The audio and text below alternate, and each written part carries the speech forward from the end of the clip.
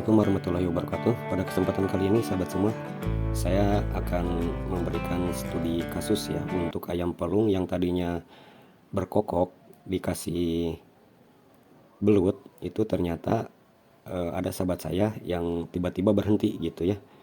Nah, ini perlu dianalisis juga kenapa bisa terjadi, dan mungkin ada beberapa faktor lain yang menyebabkan ayam pelung itu berhenti berkokok gitu ya. Dan studi kasus ini sahabat semua, dengan belut ini kita akan bahas secara logika gitu ya sahabat semua.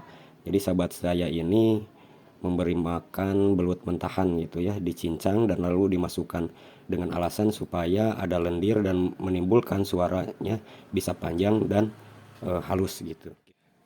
Nah, sudah hal yang lumrah dan banyak diketahui bahwa untuk menghasilkan suara yang merdu, pita suara itu harus dilumasi dengan cairan lendir yang cukup. Nah, pelumasan ini memerlukan eh, air yang banyak ya untuk menghasilkan sahabat semua agar pita suara itu bergetar dan menghasilkan suara. Nah, mitos ini sahabat semua diaplikasikan kepada lendir daripada si belut itu gitu ya. Nah, jadi banyak dari para peternak ayam pelung teori ini diaplikasikan gitu ya. Akan tetapi jangan salah sahabat semua, ketika salah mengaplikasikan daripada lendir belut ini bisa salah dan fatal seperti yang terjadi pada teman saya ini gitu ya. Nah, sebenarnya video untuk pembahasan ini sudah kami bahas di video sebelumnya. Mungkin nanti bisa dicek linknya sahabat semua. Jadi tidak selamanya uh, untuk mendapatkan suara itu dengan lendir belut gitu. Nah, kalau kami sahabat semua untuk mendapatkan suara yang bagus itu sebenarnya cukup dengan air yang banyak gitu ya, dikasih kepada ayam ini gitu. Jadi pelumasnya hanya dengan air putih saja gitu. Kan tetapi sah-sah saja ketika dikasih belut gitu, air belut ya, bukan belutnya sahabat semua, air belut gitu ya. Karena untuk menggetarkan pita suara itu harus ada lendir-lendir gitu ya. Kalau misalkan ayam pelung kalian kurang dalam suaranya, lihat dari cara minumnya. Kalau minumnya sedikit, pasti suaranya juga jarang berbunyi gitu sahabat semua. Nah, bagaimana kalau dagingnya? Dagingnya silakan saja gitu dikasih, asalkan dengan satu syarat sahabat semua. Itu yang jadi permasalahannya ketika kita mencincang belutnya itu langsung diberi makan, diloloh gitu ya. Nah, ini yang akan kita bahas pada kesempatan kali ini. Nah, sahabat semua bisa lihat artikel tentang pencernaan daripada ayam ya. Jadi makanan itu akan dicerna selama 1,5 jam gitu ya, dalam sistem pencernaan pada unggas gitu ya. Nah, sistem organ pencernaan pada ayam atau unggas itu terdiri dari mulut, faring, kerongkongan, tembolok, lambung kelenjar, lambung otot, usus halus, dan usus besar sahabat semua. Nah, sedikit kami berbagi sahabat semua. Jadi fungsi-fungsi dari organ pencernaan pada ayam itu, yang pertama adalah paruh ya. Itu merupakan mulut bagi ayam kita. Paruh ini berfungsi sahabat semua untuk makan dan minum. Yang kedua adalah kerongkongan. Kerongkongan ini merupakan tabung yang berotot yang diberi makanan untuk proses pencernaan. Yang ketiga adalah tembolok, yang merupakan suatu pelebaran kerongkongan yang terdapat di antara lambung kelenjar. Setelah makanan masuk dari kerongkongan, ini masuk ke tembolok.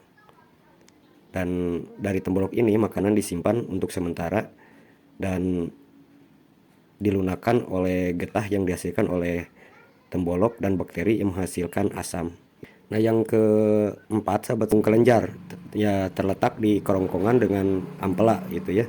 Di sini terjadi pencernaan secara enzimatis yang merubah makanan sehingga mudah dicerna. Kelima adalah ampela ya. Ampela ini disebut juga dengan perut otot yang berada di antara bagian atas usus kecil. Ini memiliki otot yang kuat dan permukaan yang tebal.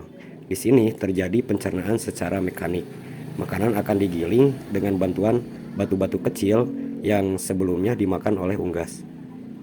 Nah, yang keenam yaitu usus kecil. Setelah dicerna oleh ampela, makanan masuk ke dalam usus kecil. Salus berfungsi untuk menggerakkan makanan dan memperluas permukaan untuk menyerap sari-sari makanan. Pada usus kecil, sahabat semua, ini terjadi pencernaan secara enzimatis karena usus ini dihuni oleh beberapa jenis bakteri penghasil enzim. Enzim yang ada pada usus kecil ini akan merubah protein menjadi asam amino, sedangkan untuk lemak dirubah menjadi asam lemak dan gliserol. Keseimbangan jumlah bakteri dalam usus akan berpengaruh terhadap efisiensi pakan untuk kebutuhan pokok dan produksi.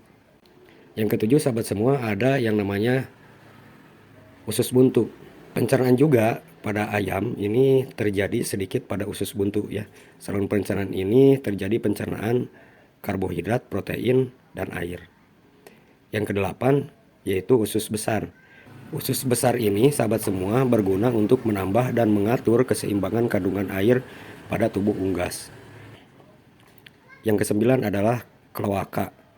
Proses pencernaan pada kloaka ini adalah proses yang terakhir. Sisa makanan yang selesai dicerna, ini sisa makanan akan dikeluarkan melalui kloaka gitu.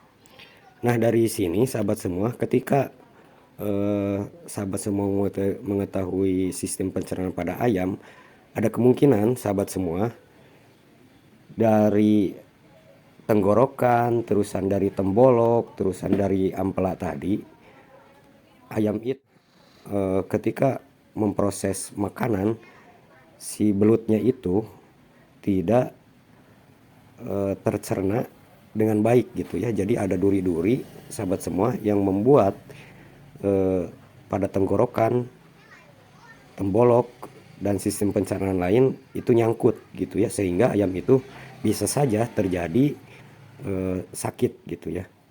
Lah kira-kira seperti itu gitu ya. Dan ada kemungkinan dari faktor yang lain juga ada kemungkinan.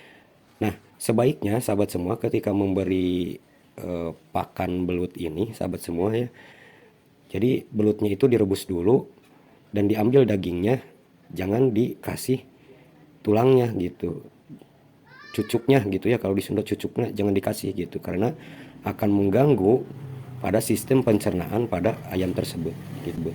Sampai di sini mungkin sahabat semua bisa dipahami gitu ya. Nah, kalau ada kekurangan silakan untuk menambahkan.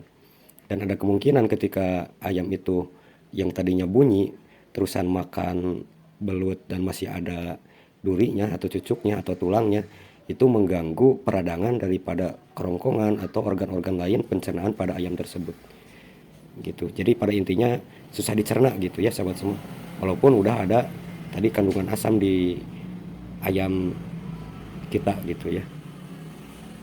Nah, kalau lebih safety-nya, lebih amannya sahabat, kalau mau ngasih kepada ayam itu sebaiknya gitu ya dihindari hal-hal yang menyebabkan tenggorokan daripada ayam pelung kita itu tidak rusak gitu ya. Sistem pencernaan pada ayam rusak. Dan pada intinya ayam itu akan bersuara bagus, sehat itu dari makanannya yang aman gitu. Itu aja mungkin sahabat semua yang bisa kita sampaikan kepada sahabat semua. Sharing ya, sedikit sharing, tidak menggurui sahabat semua. Dan jika ada kesalahan silakan untuk bisa dikoreksi pada kolom komentar. Terima kasih sudah menonton, sampai jumpa pada video berikutnya. Wassalamualaikum warahmatullahi wabarakatuh.